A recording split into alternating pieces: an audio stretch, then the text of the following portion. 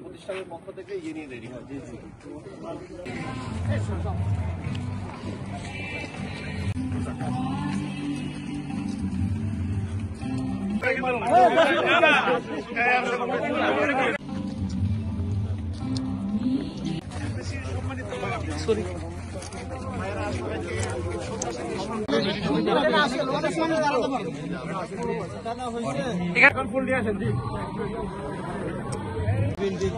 সম্মানিত নেতৃবৃন্দ, মহান মধ্য দিয়ে মাননীয় রাষ্ট্রদূত মহোদয়, আমি রেজাউল ইসলাম আপনাদের এবং উপলব্ধি করি যে ভাষা শুধু যোগাযোগের মাধ্যম নয়।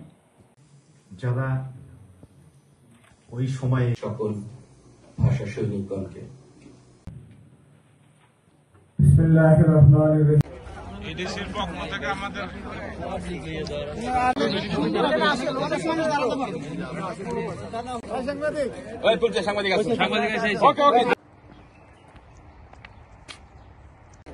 এডিসির পক্ষ থেকে আমাদের